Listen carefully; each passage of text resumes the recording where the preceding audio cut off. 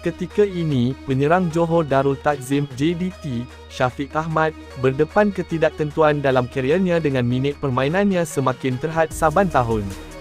Meskipun menyelah setiap musim, kehadiran bintang-bintang yang lebih prolifik dalam skuad Harimau Selatan menyukarkannya untuk mendapatkan tempat dalam kesebelasan utama.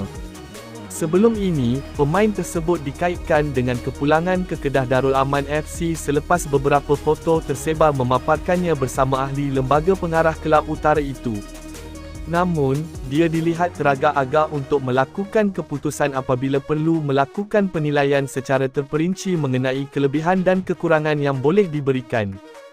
Tetapi, bagi seorang penyokong bola sepak tempatan, berpendapat bahawa Syafiq perlu mencari angin baharu ketika jendela perpindahan ini.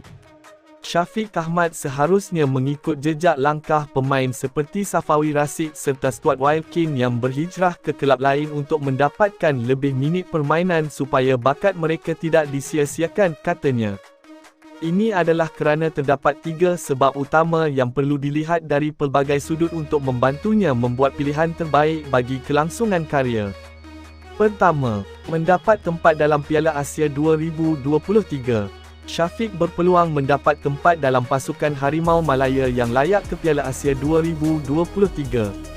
Dengan pengalaman beraksi di pentas antarabangsa, ketajaman Syafiq ditagih, memandangkan bahagian serangan skuad kebangsaan masih tiada penyerang yang benar-benar berbisa, selain Darren Lock.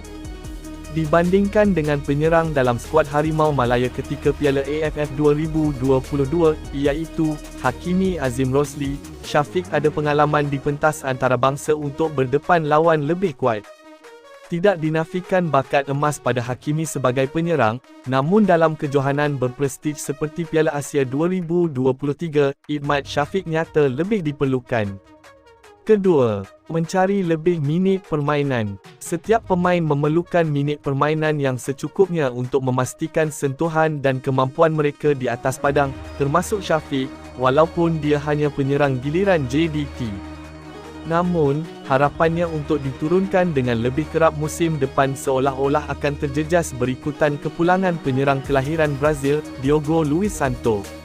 Perkara itu membuatkan peluang Syafiq untuk beraksi dengan lebih kerap bakal terjejas, lebih-lebih dengan prestasi yang ditunjukkan Bergson musim lepas. Pada 2022, penyerang kelahiran Georgetown, Penang itu perlu berpuas hati dengan 11 penampilan bersama kesebelasan utama dalam kempen Liga Super. Statistik itu dijangka terus menurun dengan persaingan yang lebih sengit pada musim 2023, sekaligus memberikan impak buruk terhadap sentuhannya di hadapan pintu gol lawan. Sehubungan itu, Syafiq perlu mencari minit permainan di negara luar seperti yang dilakukan oleh Safawi yang menyertai kelab Ratchaburi di Thailand atau setidak-tidaknya berhijrah ke kelab tempatan yang lebih memberi peluang kepadanya untuk beraksi kerap. Dan, ketiga, faktor usia. Syafiq sepatutnya mengambil peluang untuk berkelana ke luar negara atau ke kelab lain kerana usianya yang muda. Jika dilihat pada umurnya yang berusia 27 tahun, adalah tidak terlambat baginya untuk mencari pengalaman di luar negara, lebih-lebih lagi dalam liga sekitar rantau Asia Tenggara. Perkara itu bukan sahaja akan membolehkannya memiliki minit permainan, malah ia akan membawa perubahan terhadap skuad kebangsaan dengan berkongsi pengalaman yang diraihnya. Tetapi, melihat kepada situasi sebelum ini, beberapa pemain pernah mengambil langkah tersebut dan ia tidak membuahkan hasil yang diharapkan seperti Safawi Rashid yang pernah berkelana ke Portugal.